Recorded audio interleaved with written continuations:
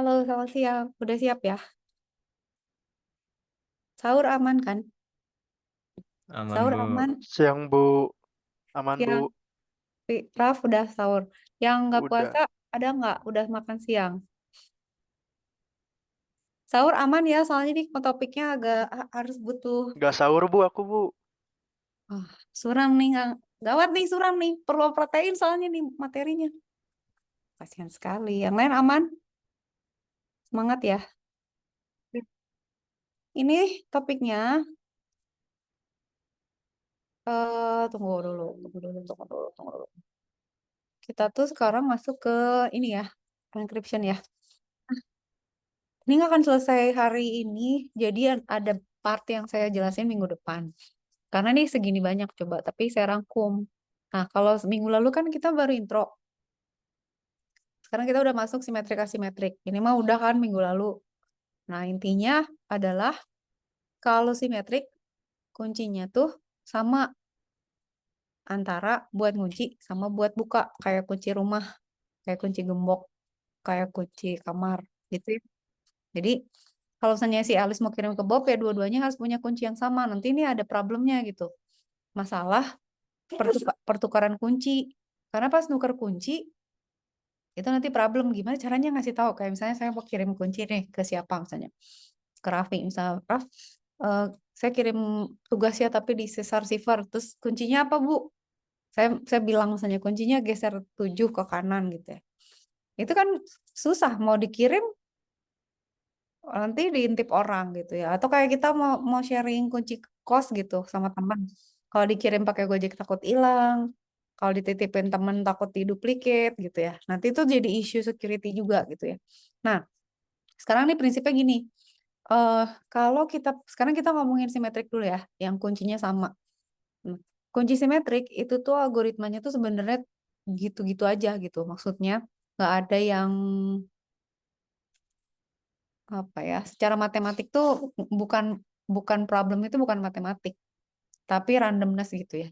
Misalnya kita punya block cipher di mana kita punya cipher itu mau kita eh sorry misalnya kita punya plain text kita masukin ke block cipher gitu ya. Jadi ini kan bagan kriptografi asimetrik gitu ya. Kalian perhatiin key-nya, lihat key-nya untuk bikin cipher sama buat ngedecipher itu sama. Jadi kita pakai satu kunci untuk dua proses, encryption sama decryption. Dah, sampai situ oke? Oke. Dah, sekarang kita lihat kriptografi kunci simetrik.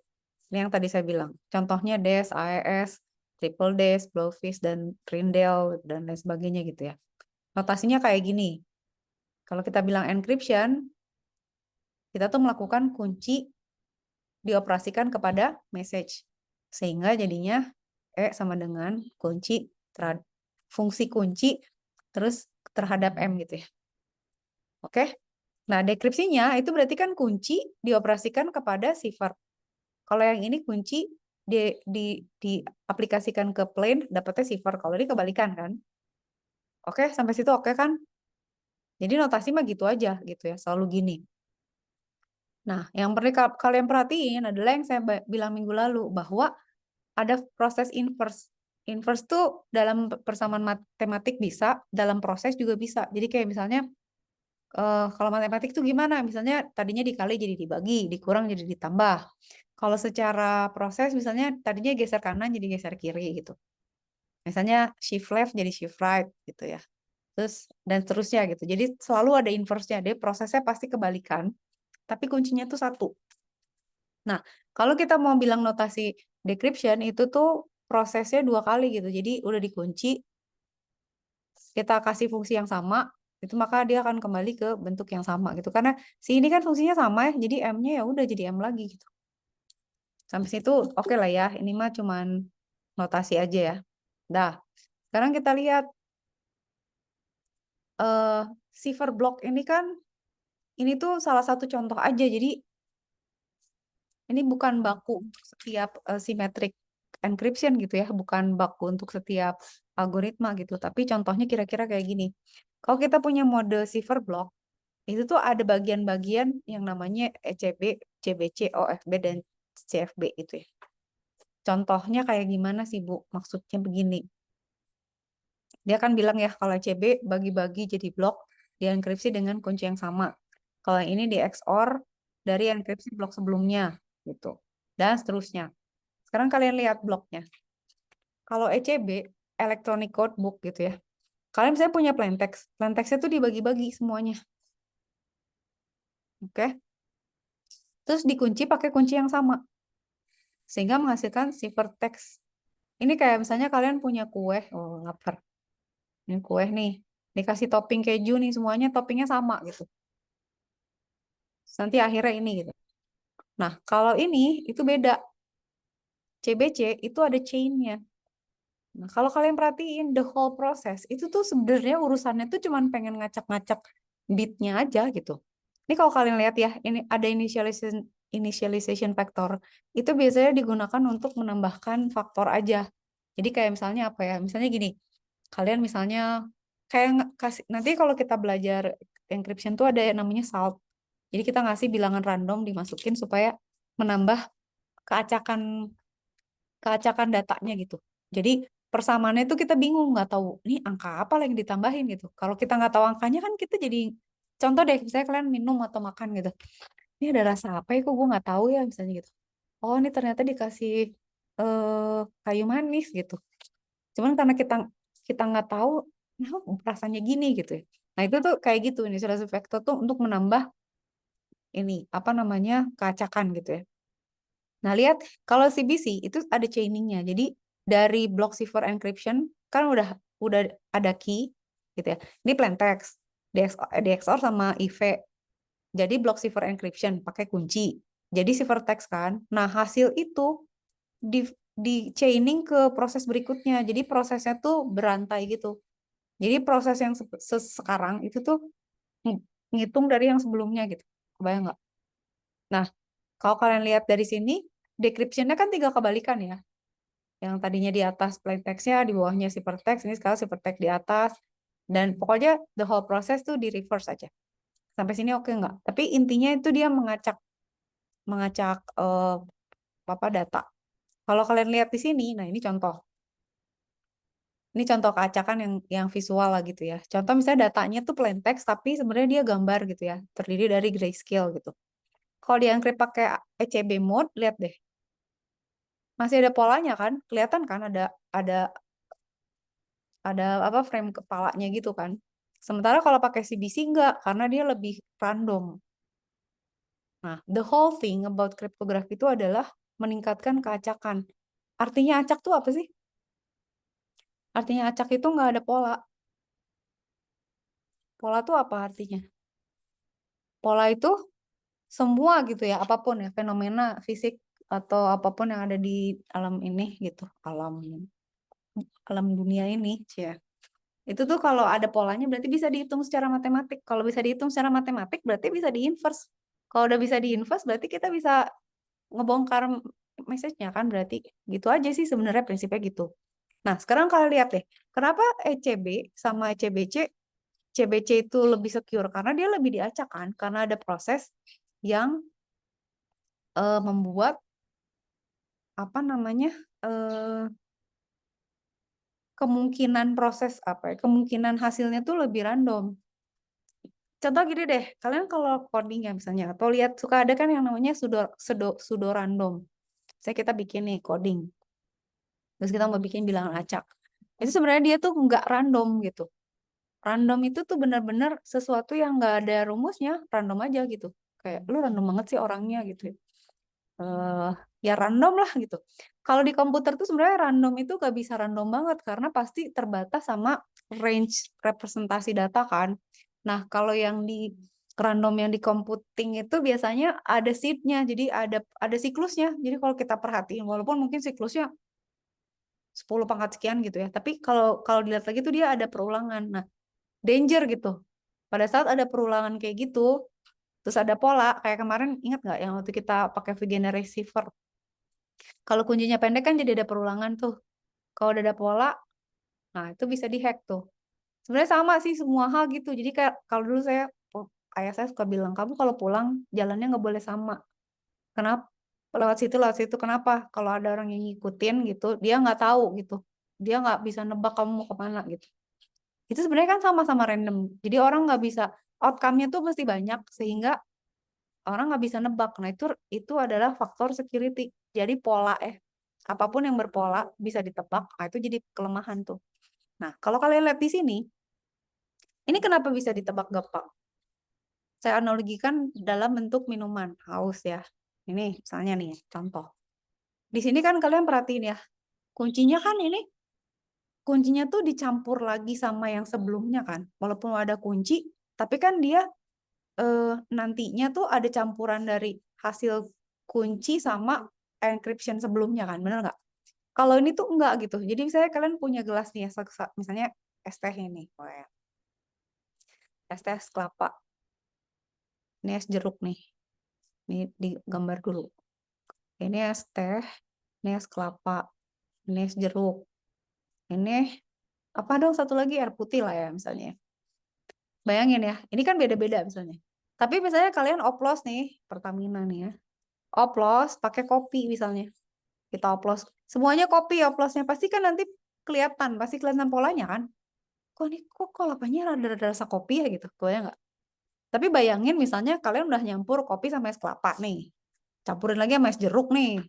Campurin lagi sama es cendol misalnya gitu. Laper. Nah, udah jadinya lebih susah gitu. Intinya tuh sebenarnya simetrik itu gitu.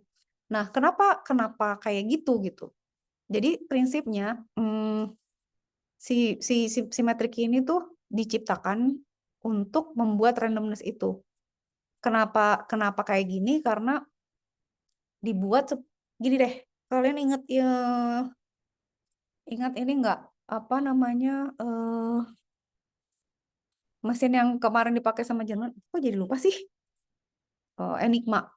Enigma itu kan mesin ya, pakai rotor. Dia cepet sekali kan prosesnya karena dia tinggal digeser, geser ceklek jadi message-nya kan. Kalau itu manual, gimana caranya? Belum ada komputer loh. Nah, jadi nature-nya tuh kenapa ada ini tuh mereka atau si yang dimaksud dengan mereka itu adalah kenapa asimetrik itu biasanya dia tuh adalah operasi-operasi yang mudah dilakukan secara hardware. Kalau dulu kan hardware-nya mekanik ya. Enigma tuh contoh lah. Atau misalnya kunci buat brankas, itu kan mekanik. Kan brankas tuh kan juga layer kan, kanan kiri gitu kan ya. Nah, gimana kalau menambahin security kan kita tambahin kayak misalnya ditambahin rotornya, ditambahin kombinasi kuncinya, ditambah gearnya. Tapi kalau kita udah implementasi hardware yang udah komputasi, itu tuh kita pakai proses-proses yang mudah dilakukan di hardware kayak nge-XOR itu kan cuma ngebalik bit aja ya, atau ngegeser atau ngegeser kanan, geser kiri, rotate itu tuh gratis banget gitu loh buat komputer gitu. Jadilah disusunlah suatu mekanisme yang mengacak ini ya data-data ini tuh dengan cepat gitu. Dan biasanya tuh bukan secara software, bisa secara software, tapi biasanya udah dibikin hardware-nya gitu. Oke, kira-kira gitu ya. Jadi ini tuh sebenarnya apa bisa gimana aja, tapi prinsipnya gimana ya caranya supaya gue bisa mengacak message ini supaya outputnya tuh sangat nggak bisa ditebak begitu. Dah ya, jadi prinsipnya gitu. Nah, di simetrik itu ada function yang mengubah kunci. Jadi kuncinya tuh bisa dia rubah, biasanya digeser gitu. Jadi kayak misalnya kuncinya ya, misalnya kuncinya 0, 0, 1, 0 gitu. Terus digeser jadi geser ke kanan gitu ya. Jadi 0, 0, 0, 1, geser ke kanan jadi 1, 0, dan seterusnya gitu. Intinya apa? Supaya geser aja kayak tadi misalnya si kopinya tuh diganti gitu. Ditambahin dosis airnya apa gimana gitu. Jadi di setiap campuran tuh dia akan beda gitu. Kira-kira gitulah ya. Udah sampai situ oke ya. Jadi ini tuh sebenarnya kalian nggak usah hafalin. Maksudnya gini, secara umum mode-mode ini tuh kalian nggak harus hafal banget gitu ya. Tapi yang mesti kalian perhatikan adalah prinsip sama filosofinya, yaitu bagaimana caranya kita mengacak-ngacak suatu pesan, tapi bisa balik lagi gitu. Kebayang nggak? Jadi diacak-acak nih, kayak misalnya kalian, oke, gue mau ngacak-ngacak perpustakaan di rumah gue, di indeks berdasarkan warna atau tapi nanti itu harus bisa balik lagi ke keadaan awal gitu. Jadi berarti kalian harus bikin sesuatu kan, kayak misalnya fungsi gitu di mana dari misalnya gini, inverse-nya apa gitu. Terus kuncinya apa? Kayak misalnya, oke, kuncinya adalah di indeks berdasarkan warna atau di indeks berdasarkan topik misalnya gitu. Tapi bisa balik lagi gitu. Ya gitulah kira-kira ya. Nah, yang paling penting adalah ini, prinsip dari jaringan simetrik. Sorry. Prinsip dari kriptografi simetrik itu adalah jaringan Feistel ini. Nanti di ujian nih suka keluar nih, jaringan Feistel. Jaringan Feistel itu sebenarnya apa ya? Struktur aja sih, struktur dasar dari simetrik kriptografi. Yang pakai Feistel tuh Des gitu ya, dan Blowfish, Twofish, Lucifer dan lain sebagainya. Dia tuh bentuk standar untuk fungsi yang tadi saya bilang. Kita bisa ngacak-ngacak suatu pesan, tapi bisa balik lagi gitu. Nah, kalau AS, kalau Des kan turunan dari Lucifer ya, jadi Lucifer tuh algoritma sebelumnya gitu. Jadi ini algoritmanya tuh berkembang terus kan. Nah, Rindel itu turunannya itu adalah AS. Dia juga cipher block dengan pengulangan ronde, tapi bukan jaringan Feistel. Nah, jaringan Feistel itu apa? Jaringan Feistel tuh kayak gini. Nih, kalian perhatiin deh. Ini tuh sebenarnya kan gampang banget gitu. Cuman poinnya adalah kan tadi misalnya kita punya fungsi, harus ada inverse-nya, harus bisa balik lagi gitu. Bukan sembarangan asal di kasih fungsi tapi nggak ada inverse-nya gitu. Tapi kan kalau persamaan matematik biasanya harus ada dong, kan ada kaidah-kaidahnya gitu ya. Nah, jaringan Feistel tuh kalau kalian mau hafalin boleh secara umum aja. Nah, jadi ini kan kita punya ini message yang di awal ya, di proses I. Ini tuh dari hasil sebelumnya gitu. Jadi kita dapat hasil yang sudah diproses itu adalah bagian kanan itu dibagi dua nih, dibagi dua. Yang bagian kanan pindah ke kiri, yang bagian kiri masuk ke XOR, oke? Di XOR sama siapa? Di XOR sama fungsi yang dioperasikan kepada bagian kanan pakai kunci sehingga menghasilkan R yang baru gitu. Jadi ini yang proses yang udah diproses, yang ini sebelum diproses. Sampai sini oke nggak? Nah, kalau kalian lihat, ngebalikinnya kan gampang. Ya udah, ini balikin lagi ke sana, ya kan? Tinggal inverse aja semua gitu. Ini balikin ke sana. Terus kalau kita tahu kuncinya, berarti kita bisa ngitung fungsinya. Berarti kalau kita tahu fungsinya, kita bisa tahu misalnya untuk dapetin ini, yang di XOR itu berarti ini sama si ini kan. Berarti kita bisa tahu ini gitu. Jadi semuanya bisa dibalik gitu. Kalau XOR itu kan sebenarnya kalau kita nge-XOR itu gini ya, kita tahu nih sama C gitu. Itu bisa dibalik-balik mau mana dulu gitu. Tapi kita nanti bisa tahu kayak misalnya B itu tuh hasil XOR ini sama ini tuh XOR sama ini gitu. Kita bisa balikin prosesnya gitu. Si XOR tuh gampang dibalik gitu. Jadi kalau misalnya kita punya fungsi terus kita hitung gampang gitu. R1 dapat dari L kebalikannya. Fungsinya kita tahu karena K-nya tahu. L1-nya dapat dari XOR-nya, tinggal dibalik XOR-nya. Nah, ini tuh jaringan Feistel namanya. Oke, sampai sini oke, Kak. Tapi kan kalau kalian lihat prinsipnya ngapain sih? Mengacak kan, mengacak. Jadi message-nya dibagi dua, terus yang satu ditukar. Tapi gimana caranya supaya bisa dibalikin lagi? Nah, akhirnya kan cara implementasinya apa? Dikasihlah ronde. Jadi jaringan Feistel ini dilakukan berulang-ulang. Jadi biasanya gitu. Kalau simetrik itu prosesnya tuh ya gitu. Diacak, permutasi, terus udah gitu substitusi, transposisi, iterasi, gitu-gitu aja gitu.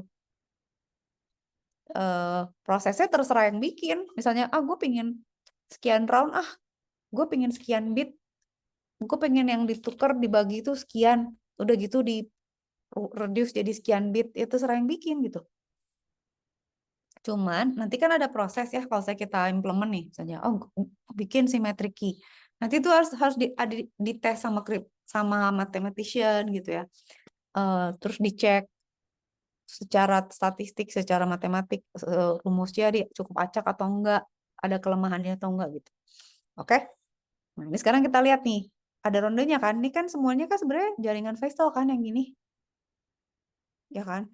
Nah, terus kalian lihat, perhatiin kalau encryption itu kan dari L0 sampai sini kan, Rn. Kalau ini kebalik, kalau decryption dari Rn+1 sampai L0 sama R0 gitu. Jadi prosesnya tinggal dibalik aja. Blok-bloknya sih sama aja gitu. Cuma urutannya jadi nge-reverse gitu. Jadi kayak tadinya ke proses ke kanan, sekarang balik arah gitu. Sama sih kayak misalnya apa ya? Kalian ya kayak ngunci itu juga gitu. Ngunci brankas kan. Dibalik aja prosesnya. Dah. Nah, kita lihat DES ya. DES itu tahun 76. Panjangnya 56 bit. Dijadiin 64 bit, ditambahin 8 parity bit karena biar sesuai aja sama komputasi gitu kan. Kalau pakai komputer kan 2 pangkat kan. Kalau 56 bit kan lebih 8 gitu. Ini kita pakai dibuletin aja di 64 kita pakai aja gitu supaya apa namanya? Lengkap aja gitu ya buat secara komputasi supaya kepake semua bitnya. Nah, si struktur Feistel ini kita kerjakan di dalam blok ukuran 64 bit. Terus dipermutasi, terus disubstitusi, terus diiterasi gitu kan. Dan seterusnya, terus dipermutasi balik. Jadi kayak gini arsitekturnya. Kebayang nggak? Jadi 64 bit plain text tuh nantinya jadi 64 bit ciphertext. Oke. Pakai kunci. Kuncinya tuh dari 56 bit direduce jadi 48 bit. Nah, ada yang namanya key processor di mana dia yang memanipulasi kuncinya supaya semakin susah gitu ditebak. Jadi kuncinya tuh emang satu, cuman dia di dalam satu proses berubah-ubah gitu. Kayak gini. Jadi misalnya kalian lihat ya, ada message 64 bit. Ditransposisi, terus iterasi nih, 16 kali nih. Nah, di setiap 16 kali, kuncinya tuh diganti-ganti gitu. Biasanya gantinya tuh cuman digeser-geser aja gitu. Terus di swap, ditransposisi, sehingga hasilnya ini. Nah, kalau kalian lihat lebih detail, tuh dia bilang katanya, ada permutasi dengan PC1, ada 16 kali permutasi dengan PC2. Dan untuk setiap iterasi, pergeserannya tuh beda. Iterasi 1 geser kiri 1, iterasi 2 geser kiri 1, dan seterusnya gitu. Bu, ini ada rumusnya enggak gitu. Ya ngacak-ngacak aja. Cuma nanti ini secara matematik bisa dihitung apakah setelah digeser di ini di itu tetap random Kak gitu. Apa tiba-tiba ada rumusnya lu mah gitu. Itu berarti nggak secure. Oke, sampai sini oke nggak? Nah, kalau ada pertanyaan bilang ya. Nah, sekarang lihat, ada yang namanya initial permutation. Initial permutation itu adalah tabel. Jadi kayak kita tuh, misalnya kita punya 64 bit ya, setiap blok. Nah, di setiap blok 64 bit itu harus diurutin kayak gini. Jadi satunya di sini, duanya di sini, tiganya di sini, dan seterusnya. Di tabel ini, ya tabel aja dipakai gitu. Dipakai untuk di-refer. Nah, tadi kan kalian lihat ya, ada PC1 sama PC2. PC1 sama PC2 itu adalah ini, tabel juga gitu. Ini tuh mentransformasikan dari 64 bit jadi 56 bit, itu pakai PC1. Kalau 56 bit jadi 48 bit, itu pakai PC2. PC-nya itu adalah tabel aja gitu. Jadi kalian lihat kan di sini bahwa ini urutannya ya gitu ya. Kayak misalnya 56 bit kan, berarti kita punya coba bentar, 1, 2, 3, 4, 5, 6. Paling besar berapa sih? 5, 6, 6, 2, dan seterusnya. Pokoknya ini representasi ini tuh kayak misalnya bit ini gitu ya jadi bit apa? Lihat deh, kayak ini di peta ini kan. Ini kan tadinya berarti ada yang overlap kan? Ini 64 gitu. Itu di ini tuh diwakili sama tabel ini sehingga dia nanti ini jadi 56 gitu. Pasti ada yang overlap gitu. Digabungin gitu. Kenapa gitu ya? Terserah, pokoknya kan diacak aja. Kita kan nggak bisa ngebalikin ya kan kalau nggak punya tabelnya. Benar nggak? Ya itu kayak misalnya kalian punya kode apa ya? Kalian nukerin isi locker gitu pakai metode tertentu. Ya teman-teman kalian yang nggak punya tabelnya nggak tahu lah itu nukerinnya mana kemana, benar nggak? Gitu. Oke. Nah dari sini kan kalian bisa lihat ya sebenarnya eh, ada yang misalnya beberapa itu dipetakan ke titik yang sama gitu. Ya, oke. Nah, nah ini juga sama prosesnya. Ada juga tabelnya gitu. Sampai sini oke? Ya. Nah, iterasi ya di iterasi aja diproses aja terus bolak-balik gitu. Nah, eh ini ya proses ini itu itu intinya adalah supaya datanya makin acak, terus si kuncinya juga kalau bisa berubah-ubah untuk setiap proses sehingga tidak ada variabel diam yang bisa dijadiin pola gitu. Alright. Dah. Nah, terus ada lagi namanya tabel substitusi. 6 bit diganti dengan 4 bit, terus disubstitusi, ada lookup table-nya lagi. Itu kayak gini gitu. Jadi tadi udah kita proses pakai processing key gitu ya. Itu nanti si datanya di substitusi. Jadi ditukar row ini ke sini, row ini ke situ dan selain sebagainya gitu ya.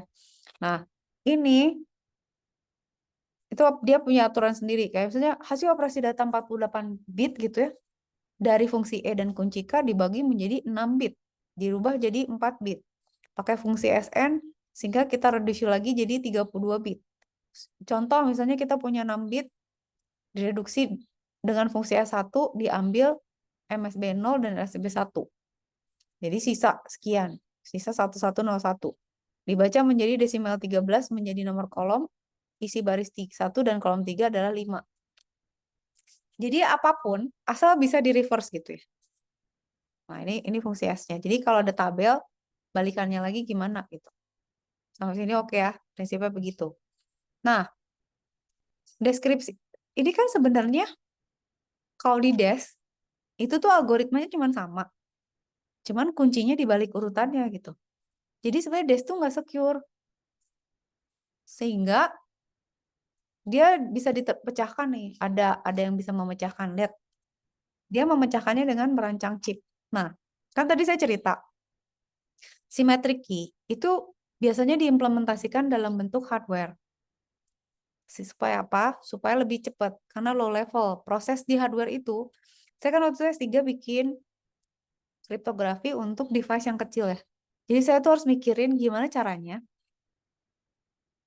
operasi matematika yang kompleks itu di breakdown menjadi proses yang bagus di hardware gitu. Misalnya geser-geser. Kayak misalnya kalian tahu kan kalau shift left sama shift right. Saya kalau misalnya proses nih ya, saya punya bilangan 1101.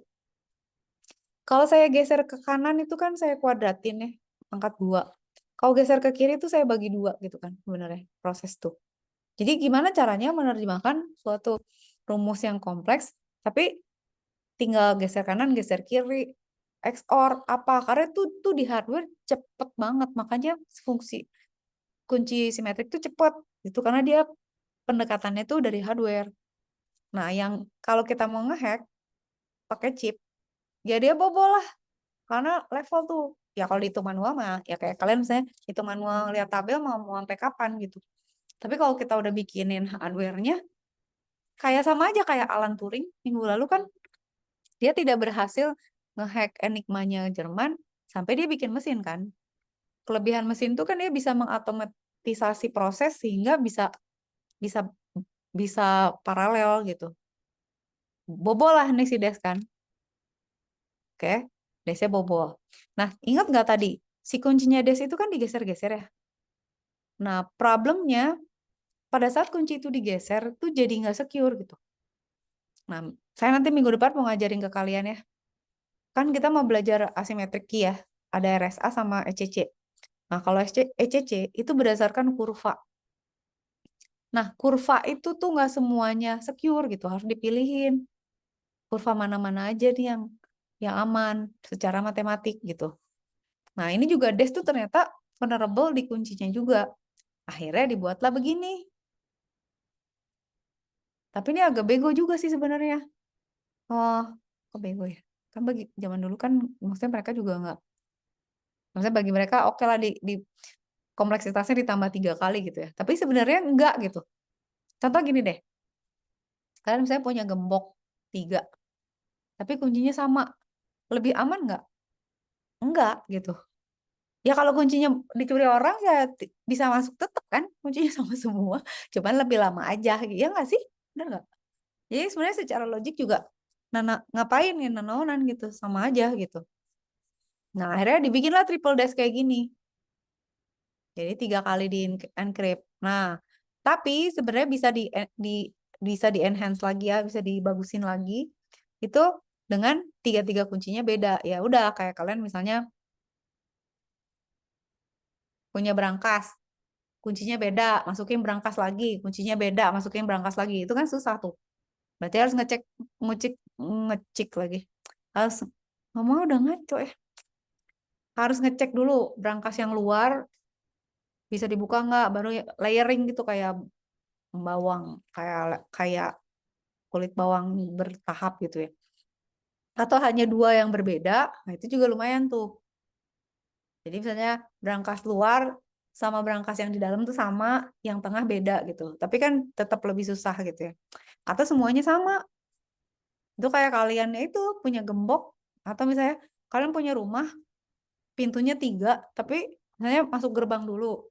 Kunci gerbang sama kunci masuk ruang tamu sama kunci masuk kamar.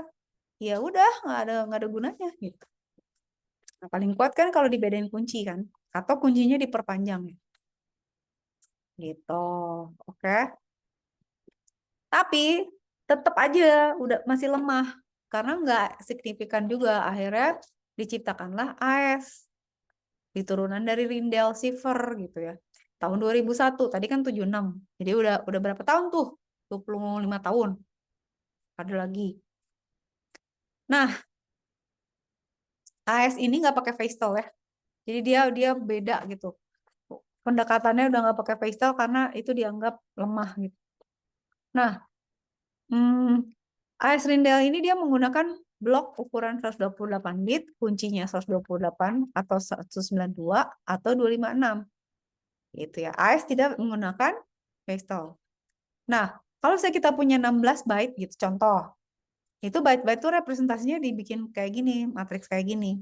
Terus nanti kalau misalnya kita pakai kunci yang 128 bit, iterasinya 10 kali. Kalau pakai yang ini berapa kali gitu ya. Ya sama aja intinya, kayak kartu dikocok 10 kali gitu. Enggak deh 20 kali gitu, apa gimana. Terus kalian lihat deh, prinsipnya tuh sama aja lagi, kayak gini.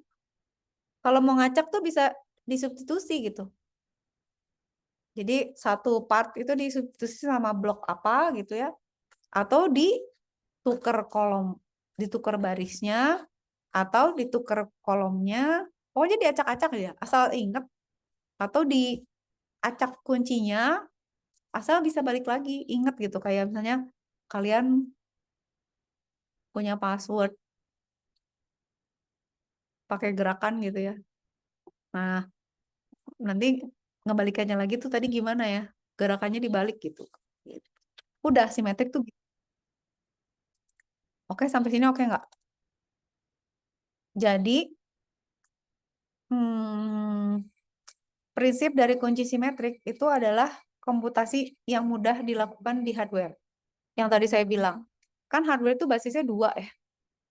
Jadi bagi dia tuh yang mudah tuh operasi XOR, shift left, shift right, ya gitu-gitu aja gitu. Eh, kalau kalau terus kalau misalnya kita punya tabel, kita bikin hardware-nya, Ya tinggal cepet banget kan itu kayak apa ya? Kayak kabel, kayak misalnya gini, kita punya hardware gitu ya. Terus kita punya port gitu. Terus kita jumper gitu. Ya udah kan tinggal nyambung aja kan semuanya.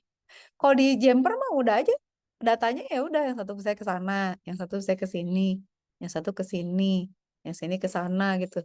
Kalau ini kalau diimplementasi pakai hardware, kalau software kan kita bisa kayak pakai matrix ya atau pakai array. Tapi kalau hardware ya udah gitu, begitu datanya lewat dia langsung nuker aja gitu kan.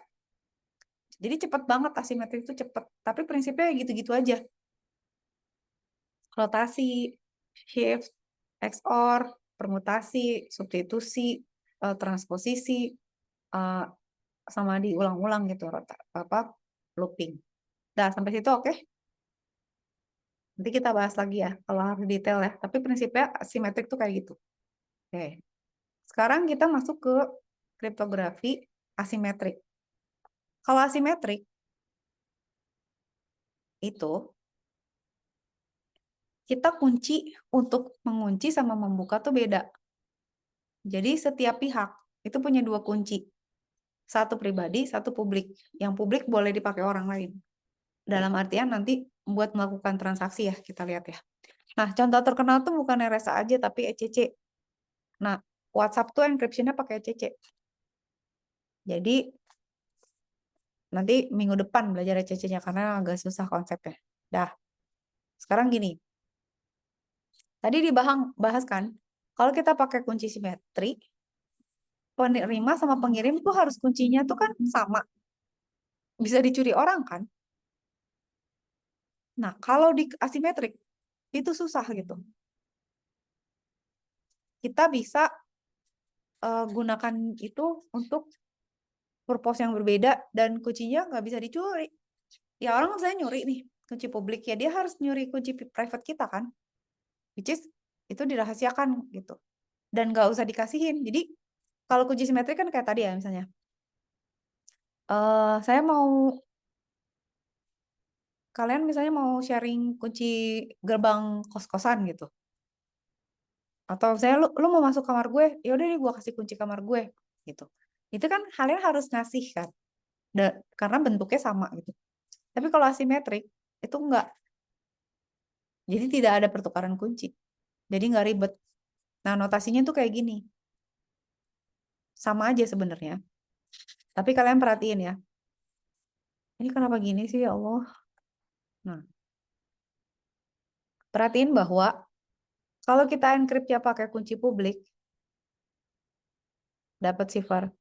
Berarti yang ngebuka pakai kunci private. Terus perhatiin lagi. Inverse gitu. Jadi proses encrypt dan decrypt itu harus ada inverse. Artinya kalau ada inverse berarti harus ada persamaannya kan.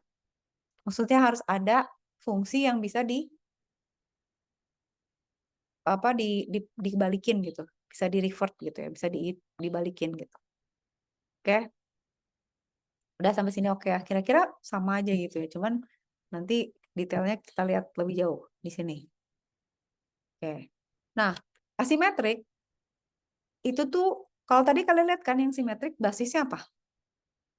Basisnya hardware ya, lebih pendekatan hardware, kemudian datanya diacak sedemikian rupa.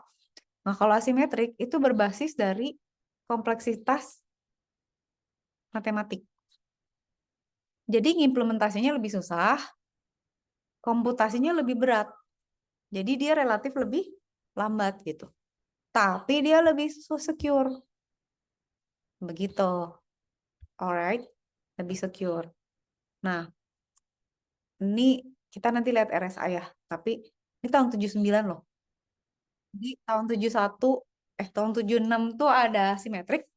79 tuh mulai ada asimetrik. Tapi dia ocet banget liatin. 1000 kali lebih pelan dari Des. Kayak kita kalau lagi puasa, ini 1000 kali lebih pelan daripada kalau nggak puasa kayaknya mikirnya. Also jangan ngantuk ya, awas ya. Ini dapat Turing Award nih si RSI nih, jagoan nih. Oke, sekarang saya jelasin dulu ini ya. kunci private sama gini aja deh.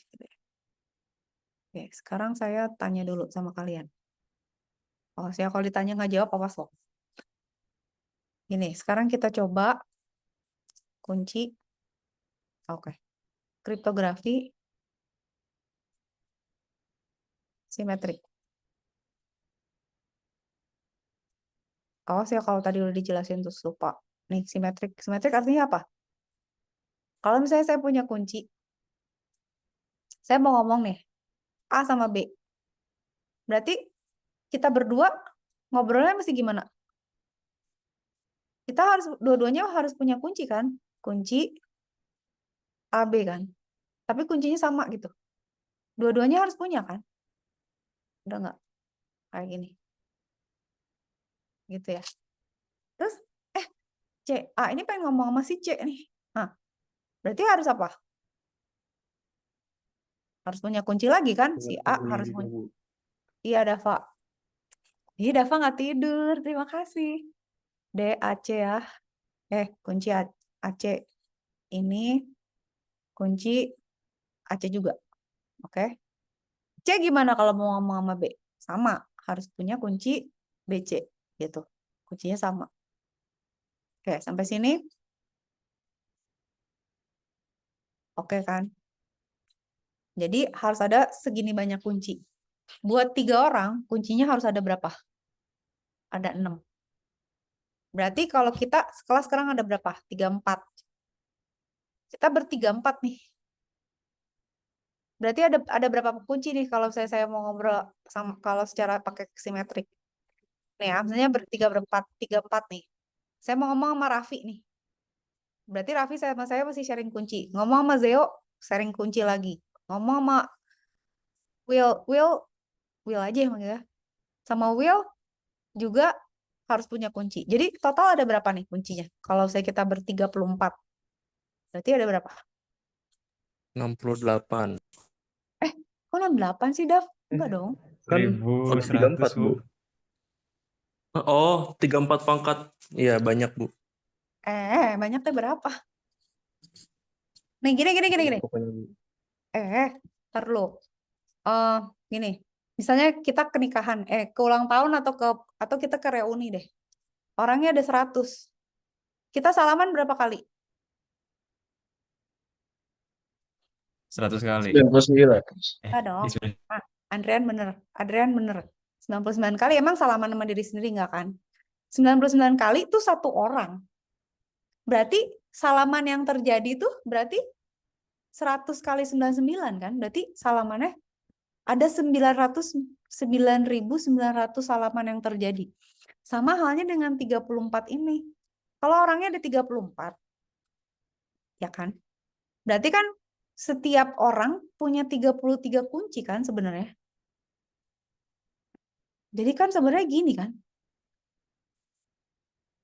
Berarti kita ber-34 nih. Setiap orang punya berapa kunci? 33 dong. Masa sama diri sendiri dihitung? Tapi kan orangnya ada 34. Jadi dikali 34. Tapi kumon saya jelek. Jadi saya mau ngitung dulu. Jadi berapa ini tadi? Kata 1122, Bu. 1100. Kok kamu pintar. Dikali 34. Oh iya bener loh. Aduh ini Dava. Ada 2 Dava. Jadi saya bingung nih. 1122 ya. Kunci loh. Kalau kita di kelas ini. Banyak kan gitu. Nah, problem dari simetrik. Itu tuh kuncinya jadi banyak.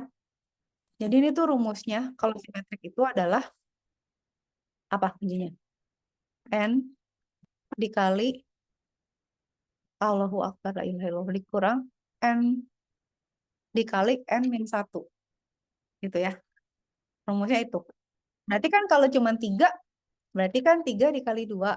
Jadi kuncinya ada 6. Sampai sini udah clear kan ya. Nah, problem dari simetrik tuh tukeran kunci. Ya tadi kayak tadi, misalnya saya mau ngomong sama Dava nih. Dav, kita kuncinya yang mana nih? Harus janjian gitu kan. Terus nanti mau sama Adrian, mana kunci kita gitu. Susah gitu, janjiannya susah. Kedua, jadi banyak kuncinya, ribet. Itu jadi kalian kalau kita ber-34 nih, itu kayak sipir penjara gitu ya. Dan jadi saya kalau mau ngobrol sama kalian semua di Encrypt, Saya masih punya 34 kunci. Renteng-renteng gitu. Liar nggak tuh? Secure, tapi kan pusing. Nanti saya, aduh mau ngomong sama Will Helpina nih. Kunci dia yang mana? Nyari dulu. Mau ngobrol sama Zeo nih. Cari lagi. Ribet gitu. Belum nyimpennya. Mau taruh di mana gitu. Kalau orangnya ada 100, segini gimana? Gitu ya, simetrik tuh problemnya itu. Nah, sekarang kita lihat asimetrik. Kalau asimetrik, itu dia kuncinya kan apa? Kuncinya tuh private sama public kan. Jadi misalnya ada si A nih. A nih mau ngomong nih sama si B. Dia punya kunci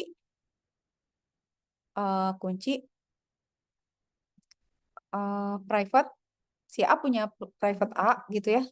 Sama dia punya kunci public A gitu. Oke. Nah, si B juga punya. Dia punya kunci private. Nah, kunci private ini tuh diumpetin sendiri. Tapi yang public tuh boleh diambil di mana aja gitu. Jadi si kunci publik itu sebenarnya ditaruh di umum. Kayak kalian naruh kunci di tempat satpam, Pak. Kalau ada yang mau kirim ke saya, kunci publik saya ada di sini ya. Tapi ini beneran loh. Jadi kalau di kayak digital certificate atau apa tuh kayak ada satu pihak yang ngaturin sertifikat itu. Jadi memastikan bahwa oh, lu mau ambil kunci publiknya siapa gitu.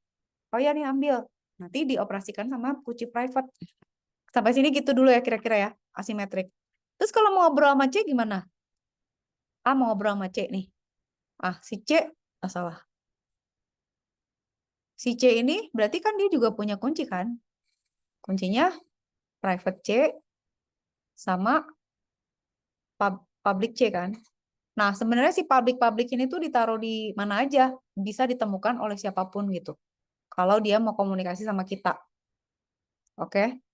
Nah, berarti kan setiap orang tuh kuncinya selalu 2. Kalau orangnya 3, berarti kan kuncinya dikali 2 berarti 6. Ibu nih sama nih 6 juga. Yang ini 6 juga, Bu. Kalau bertiga sih 6.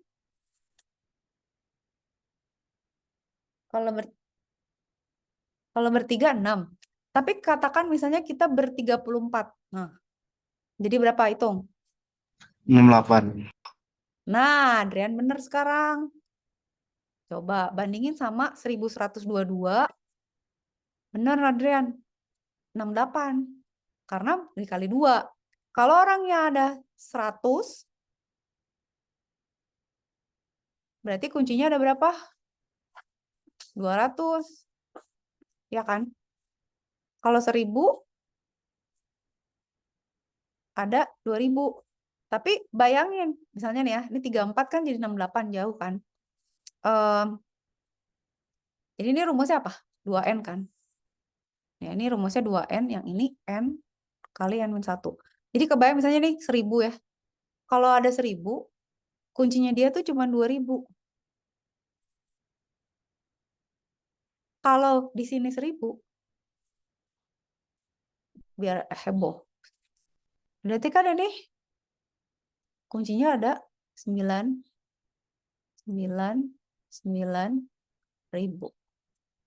Jauh kan?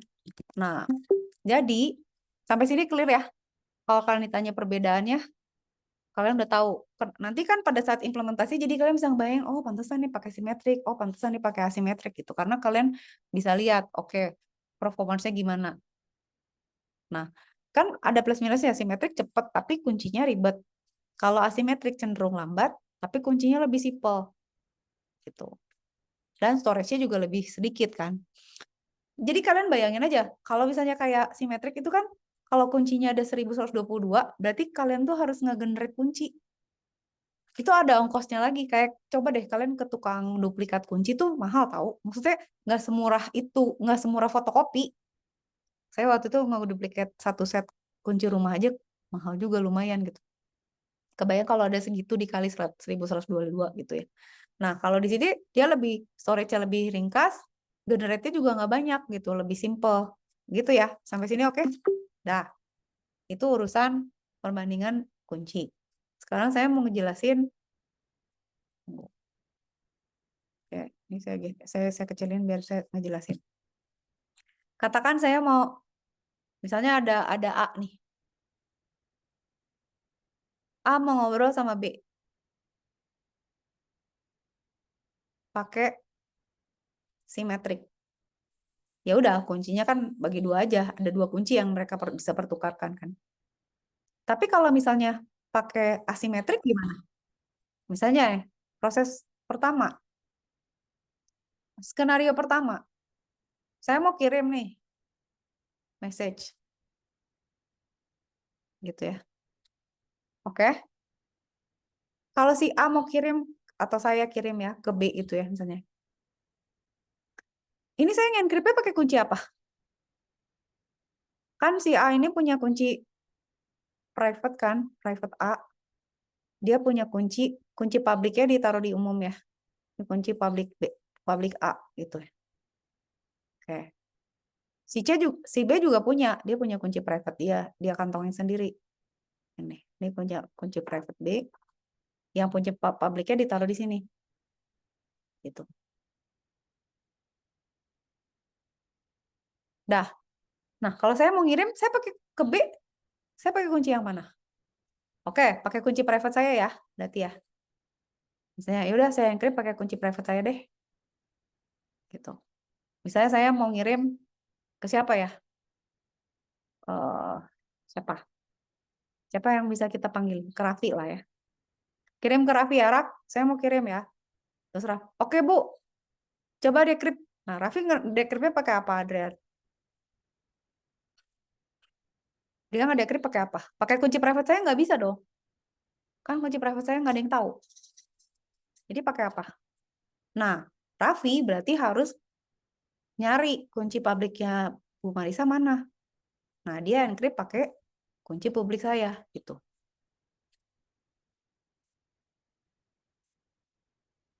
Kebayang nggak? Bisa kan? Nah, Bu, kenapa nggak pakai publiknya B? Kenapa nggak pakai private-nya B? Nah, kunci private itu tuh kayak gini. Kayak kertas disobek gitu ya. Ih, jelek.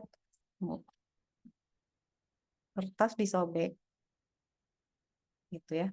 Ini tuh pecahannya tuh harus gini. Nah, misalnya nih yang A gitu ya. Yang B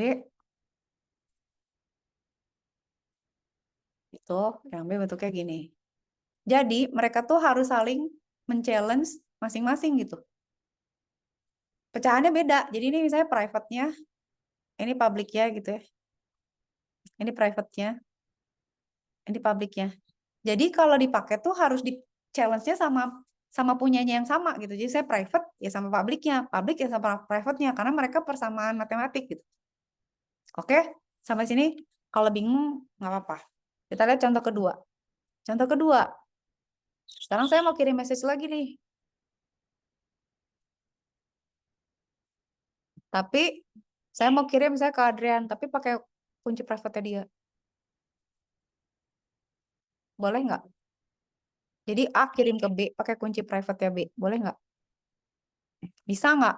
Nggak bisa dong. Nggak punya si A ya. Iya, berapa benar? Si A nggak punya. Pokoknya secara teori dia nggak punya. Kalau masalahnya dia ngehack terus nyuri ya udahlah gitu ya. Tapi nggak boleh gitu, nggak bisa kan private B yang tahu cuman B. Oke, sekarang ketiga. Ya udah kalau gitu saya boleh nggak kirim misalnya, saya mau kirim message ke Dava deh, Dava Nureza ya. Saya kirim saya pakai kunci publiknya Dava. Boleh nggak kayak gini? Saya ngambil dari sini. Nah nanti Dava bukannya pakai apa? Ya pakai private-nya dia lah, kan dia punya, ya kan? Gitu. Berarti ini boleh, ini boleh. Skenario terakhir, satunya lagi, saya mau kirim message nih. Tar dulu.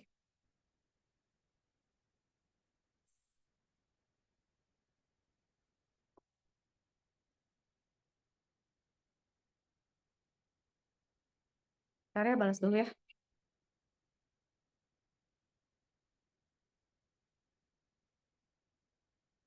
gitu. Kasih taruh.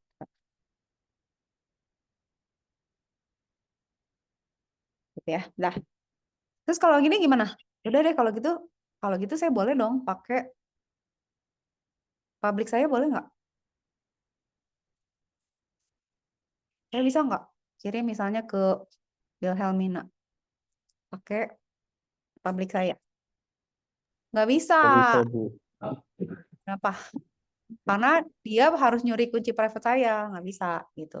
Oke, nggak bisa. Jadi kalian udah lihat ya. Nah, sekarang saya ingin kalian ingat lagi.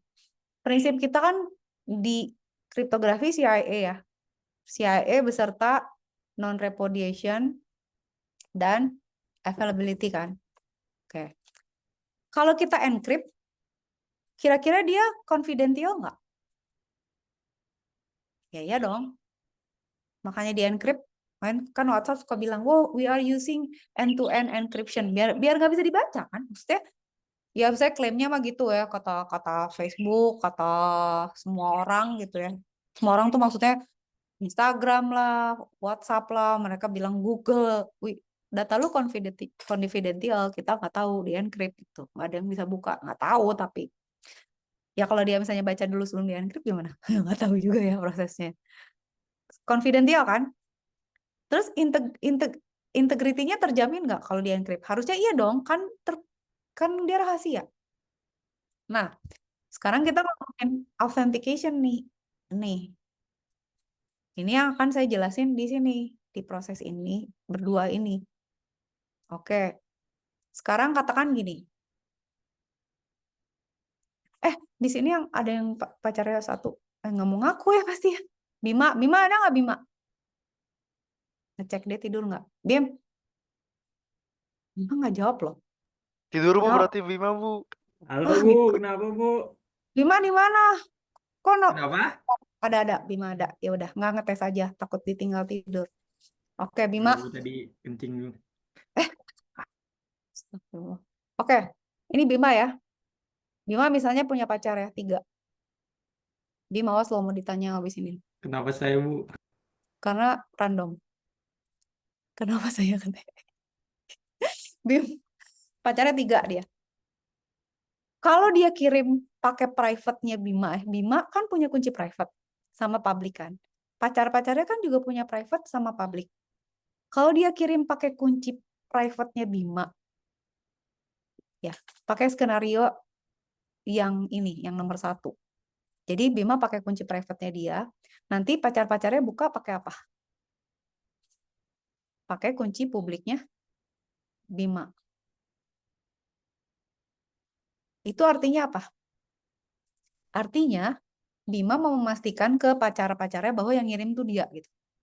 Jadi si 1, 2, 3 nih ngeceknya gini, ada surat nih dari Bima, oh gue cek aja pakai kunci publiknya dia. Kalau bisa dibuka berarti bener dari dia gitu. Bukan dari siapa yang misalnya, kalau dibuka nggak bisa, kali aja sih 2 ini ngirim ke sini kan message mau menjebak gitu. Lu selingkuh ya, oh gue jebak gitu. Nggak bisa karena kunci publiknya private-nya emang datangnya dari Bima ini gitu. Atau contoh lebih gampang ini, saya ngasih tugas ke kalian. Ini ada tugas ya untuk minggu ini. Saya kunci pakai kunci private saya. Terus kalian bukanya pakai apa? Pakai kunci publik saya kan? Kalau misalnya nggak bisa dibuka, nggak bisa dibuka. Ya barangkali salah soal gitu. Mungkin kalian buka soal dari Pak Surya atau buka soal dari Pak Yuda misalnya gitu. Tapi kalau kalian mengunci message dengan menggunakan kunci private kalian, artinya kalian mau memastikan authentication ini bahwa ini gue yang kirim gue. Saya mau mastiin bahwa yang kirim tuh Marisa loh. Bima juga itu mastiin ke pacarnya gitu ya. Ini yang kirim gue, beneran gue gitu. Nah, kalau kita pakai skenario yang 3, nih misalnya. Skenario yang 3 tuh adalah Bima tuh ngirimnya ke pacarnya pakai kunci publiknya dia. Nah, pacarnya berarti ngebukanya, pakai kunci publik pacarnya gitu. Jadi saya Bima lagi mau kirim ke yang 1 nih. Dia pakai kunci publik yang 1. Si kunci publik 1 kan kirimnya bukanya pakai private dia gitu. Kalau misalnya lagi mau ngajak yang 3, ngambil kunci publik yang 3 gitu ya. Nanti dia bukanya pakai private yang 3. Nah, itu tujuannya apa? Tujuannya memastikan bahwa yang nerima tuh pacar yang itu gitu, nggak ketuker. Jadi misalnya Bima, aku mau nonton sama yang 3, berarti gue ngambil kunci publik 3 supaya nanti dia bukanya pakai private-nya dia. Jadi nggak akan ketuker. Itu sama kalau misalnya saya ya, saya misalnya mau kirim ke Dava nih, Dava kan ketua kelas, Dava Husnureza ya, Dav, saya kirim soal ya, titip ya, tapi saya encrypt pakai kunci publik. Saya maunya itu sampai ke Dava Husnureza, jangan Dava yang satu lagi, jangan ke Raffi, jangan ke siapa gitu. Jadi saya dengan kesadaran penuh ambil kunci publiknya Dava, lalu saya encrypt, saya kirim ke dia gitu. Jadi yang buka pasti cuma Dava, ketua kelas aja yang bisa buka, yang lain nggak bisa buka gitu. Kebayang nggak? Jadi itu tuh ngomongin authentication. Untuk skenario yang ini kita mengauthenticate bahwa yang ngirim gue. Kalau yang ini kita mengauthenticate bahwa yang nerima elu pasti gitu. Jadi kita mau yang satu memastikan pengirim, yang satu memastikan penerima. Sampai sini oke nggak? Make sense nggak? Masuk akal nggak logiknya? Jadi nanti kalau kalian ada soal atau ada kasus, ini logiknya tuh selalu gini gitu. Mau kayak gimana-gimana juga. Oke, sekarang misalnya ada yang nanya, Bu, kalau misalnya mau nge-authenticate, misalnya 2 arah gimana? Adrian tahu nggak? Misalnya kita mau memastikan nih, yang ngirim ibu, yang nerima Dava misalnya. Caranya gimana? Bisa nggak kayak gitu? Nah, nanti tuh ada kayak protokol gitu ya, atau sebenarnya ada yang namanya digital signature, ada yang namanya digital envelope. Terus ada protokol di mana kita tuh bisa masang-masang gitu ya. Kayak sebenarnya untuk integrity itu kita pakai hash nanti. Itu bisa kayak misalnya di-encrypt dulu, terus di-hash. Atau di-encrypt, terus di-encrypt lagi. Nah, itu juga bisa tuh. Misalnya saya mau kirim nih. Ini rahasia nih gue, ke rektor nih. Gue mau kirim surat ke rektor. Saya encrypt pakai kunci private saya. Biar apa? Biar rektor tahu yang ngirim saya. Tapi saya nggak mau itu nyasar kemana. Saya mau memastikan juga bahwa yang nerima Pak Rektor. Berarti saya ngambil kunci publiknya Pak Rektor. Bayang nggak? Jadi ini dua-duanya terjaga nih. Nanti kan yang nerima Pak Rektor nih. Kalau yang nerima misalnya Wadek atau Warek gitu, nggak bisa buka dia. Kunci publiknya nggak nyambung. Atau sekretarisnya beda lagi gitu ya. Selama nggak ada yang tahu, ya udah nanti Pak Rektor bukanya pakai private-nya dia. Nanti di dalam sini, ada surat nih dari Bu Marisa. Bener gitu dari Bu Marisa. Misalnya ada yang memfitnah, misalnya siapa gitu ya. Wah, ini kirim surat ke Pak Rektor pakai kunci private-nya dia. Nah, pasti buka pakai kunci private-nya Bu Marisa kok nggak bisa? Berarti ini bukan Bu Marisa nih gitu. Nah, dia ngambil di kunci publik. Oke, kunci publik Bu Marisa ada. Dia buka, oh bener nih dari Bu Marisa. Kebayang nggak? Jadi mekanisme ini tuh logik dari kenapa ada private sama public key. Udah, sisanya tuh begini aja gitu. Kalau kalian udah ngerti gini, ya udah, prinsipnya cuma gitu. Nah, dulu, saya mau ngejelasin. Itu tuh sama halnya kayak kalian misalnya mau ngumpulin tugas ke ruangan. Ada ruangan saya, ruangan Pak Surya, ruangan Pak Yuda, ruangan Bu Kasih gitu ya. Kalian tuh bisa minta misalnya ngambil kunci, Pak saya mau ngumpulin tugas ke ruangan Ibu Marisa, terus nanti kalian ke satpam ngambil kunci publik saya, terus nanti kalian bisa masuk ke misalnya ruang tamu ruangan saya, keren banget ya ruang kerjanya ada ruang tamu, jadi ada dibagi. Nah, yang bisa masuk ke ruangan saya hanya kunci private saya, tapi ruang depan tuh semua orang bisa masuk gitu. Nah kayak gitu, jadi nanti kalian pakai kunci dari satpam, masuklah ke ruangan saya, ngumpulin ke meja saya yang ada buat pengumpulan tugas. Nah, dengan cara itu kan kalian nggak akan nyasar kan? Maksudnya kalau itu ruangannya Bu Kesi, kalian nggak akan bisa masuk kan? Pasti harus pakai kunci publik saya. Kayak gitulah kira-kira. Gitu. Terus kayak saya punya kunci. Saya bohong nih. Saya mau masuk ruangannya Pak Surya. Saya ambil kunci publiknya Pak Surya, bisa masuk dong ke bagian depannya. Tapi kan buat masuk ke bagian dalamnya kan harus punya private dia. Ya.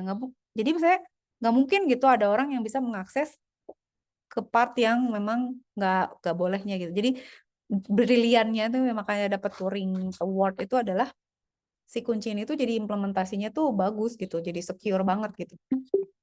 Oke, paham ya? Paham dong, masa enggak? Oh, iya. Udah, nih tinggal 15 menit.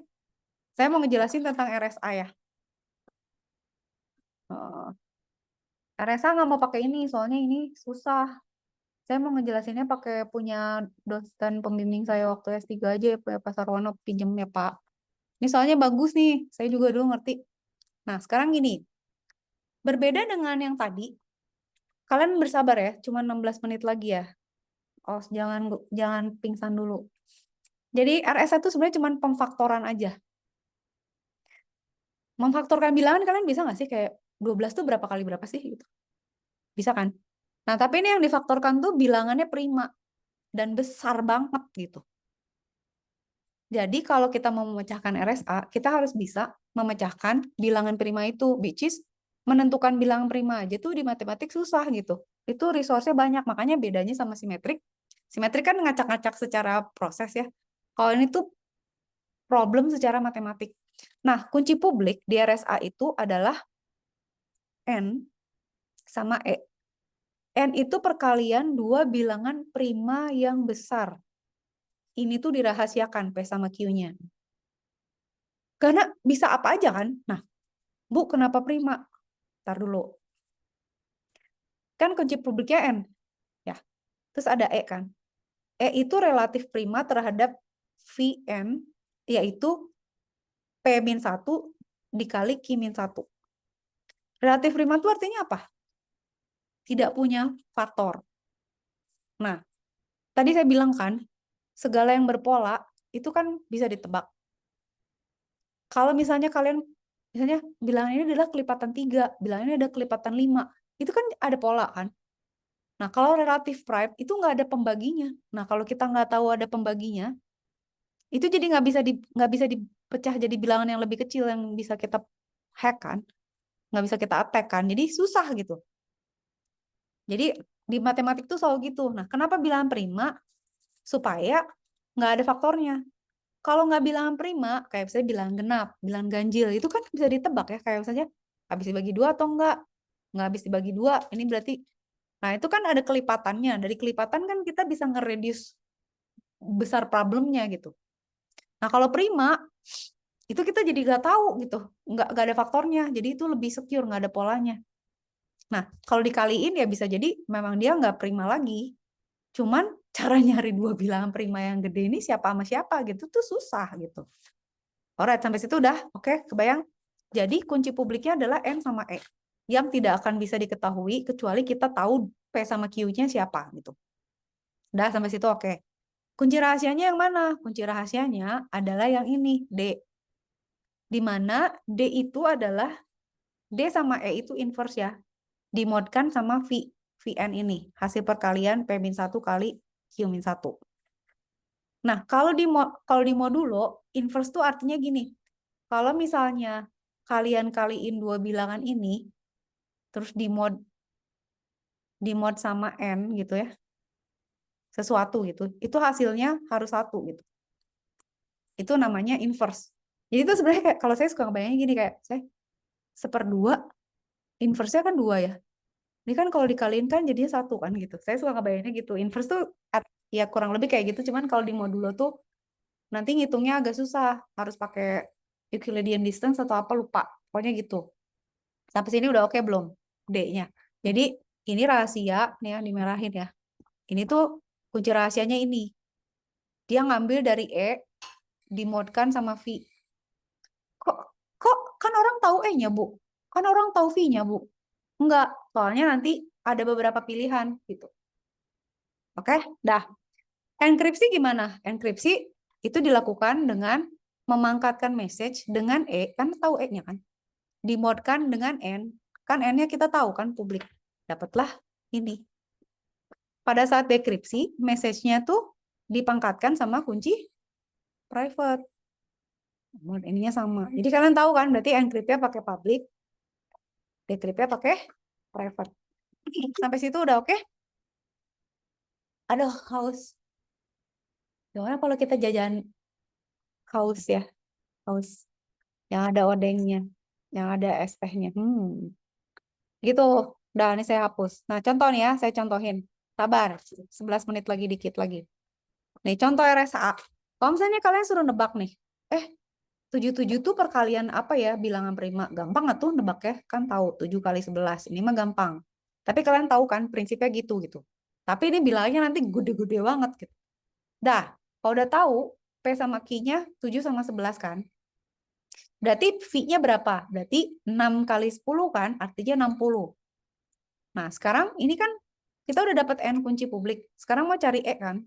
Nah, E itu kan harus sesuatu yang apa tadi?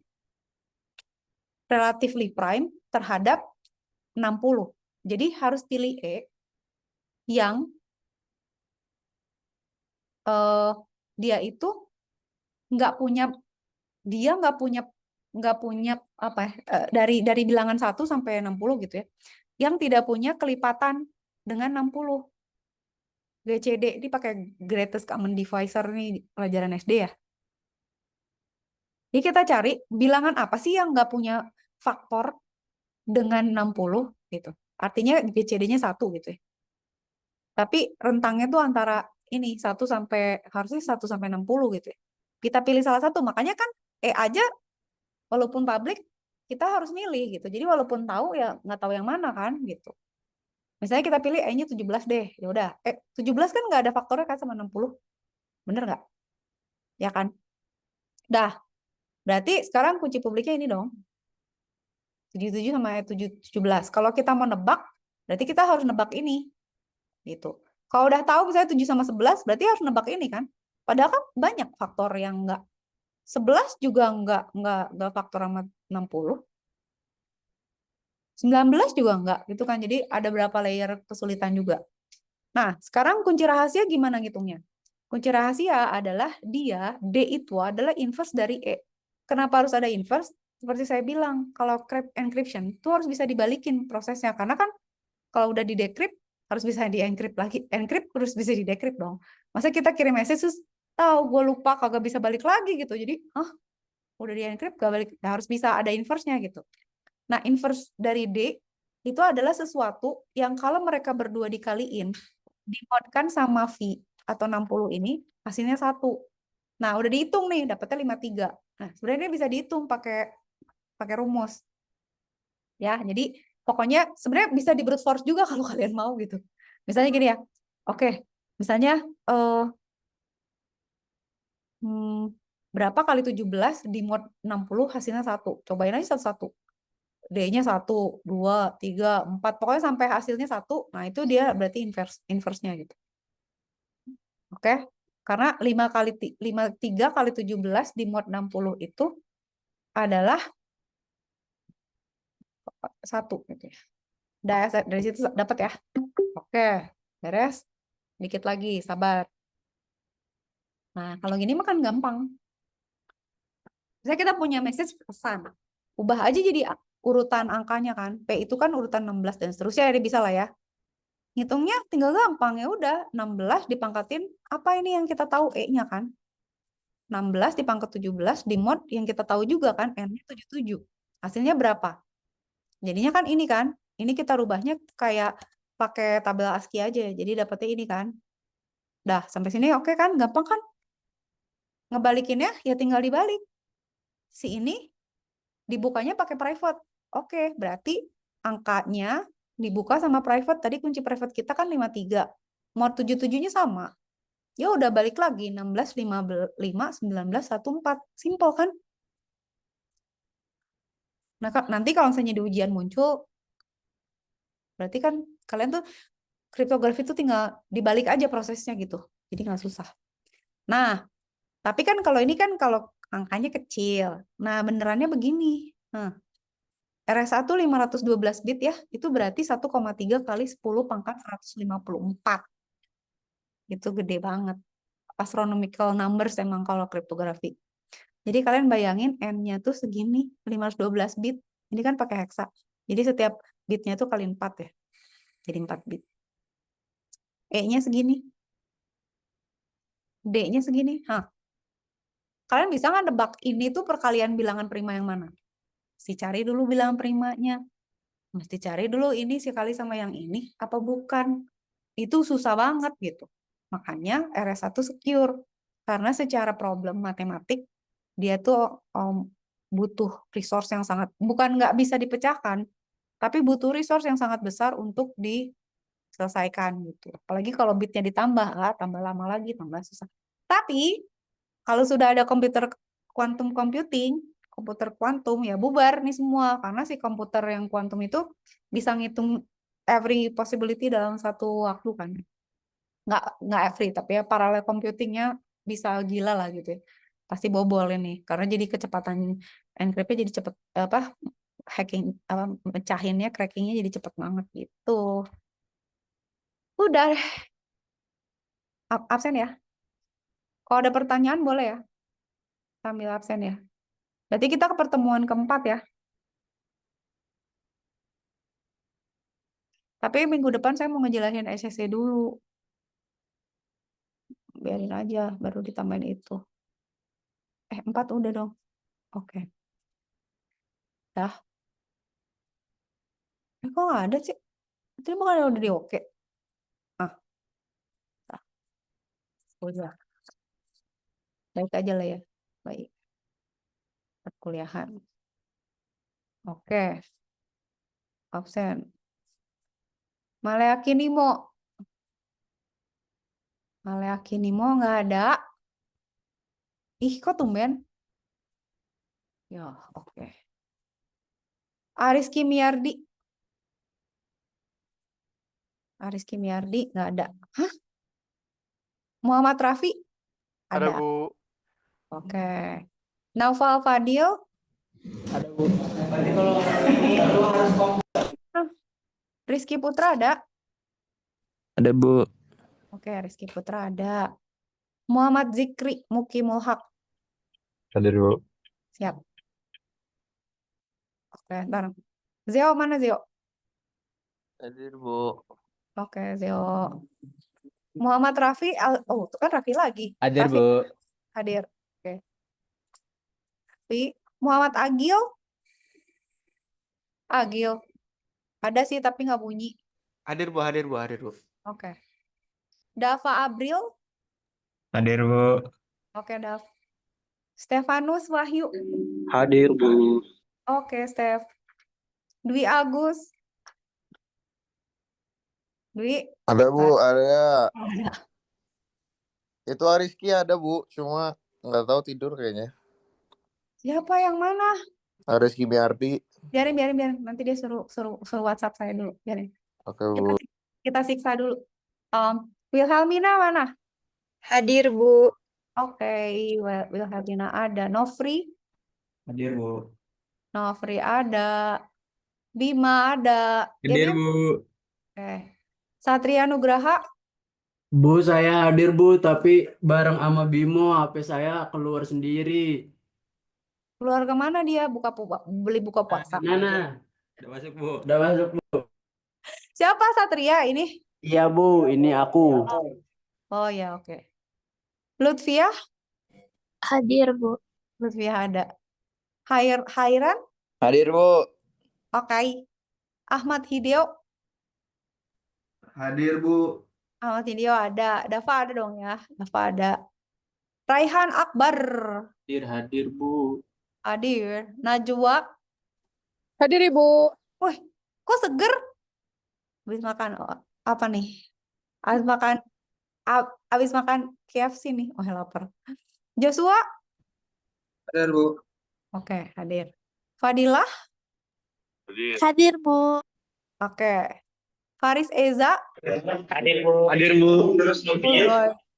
Hafiz Naufal? Hadir Bu. Oh, ada. Hafiz Naufal ada. Ntar dulu, tenang. Nggak bisa diklik. Adrian ada ya? Dre? Oh, Oke. Daniel, mana Daniel? Daniel Parlindungan Sinaga. Hadir Bu. Siap. Muhammad Rafi ketiga kalinya. Hadir, Bu. Oke. Nirwan Dinata. Hadir Bu. Alright. Eliezer. Hadir Ibu. Siap. Tegar mana Tegar? Tegar. Nggak ada Hadir Tegar. Bu. Oh, ada. Agatha. Hadir, Bu. Hadir. Oke, sip. Gita mana Gita? Hadir Bu. Adi aja. Devon? Ada Bu, ada Bu. Afan ada. Berarti yang nggak ada siapa? Ini Ariski nih. Oh, kemana nih Ariski nih? Biarin. Nanti disuruh WhatsApp aja kalau dia mau absen. Submit dulu. Oke, aman. Udah ya, nggak ada yang kelewat ya. Ini nggak ada pertanyaan nih. Buka puasa apa kita? McD, Bu. Jangan Teh, McD. Bu. Nggak boleh McD. Kan udah perang, Bu. Udah nge-Indosat lagi. Jahatnya. Nggak Jahat, Bu, boleh. jahat, Bu. Jahat emang Bu, Cahyo Bu. Masya So Allah. asik Bu, Cahyo Bu. Kacau. Marahin aja Bu. KFC harus KFC mah enggak kan kalau McD janganlah. udah Ini ABB aja, Bu, ABB. Ricci saja Ricci. Mau apa? Ricci Rismar aja Bu. Sabana. lapar. Masih lama loh, 6 jam lagi. Enggak 6 jam. Berapa nggak bisa ngitung?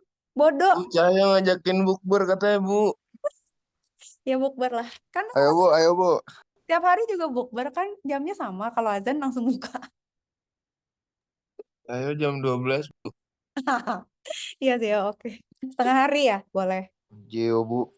Buka berang. Iya, buka setengah hari kan. Kalau udah setengah hari boleh. Oke, sip. Sehat semua ya. Ya, Bu. Selamat buka puasa nanti. Tapi makasih banyak. Makasih ya, Bu. Terima kasih Bu. Terima kasih, Bu. Makasih, Bu. Dan juga, Bu. Bu. Assalamualaikum. Waalaikumsalam semuanya. Makasih banyak.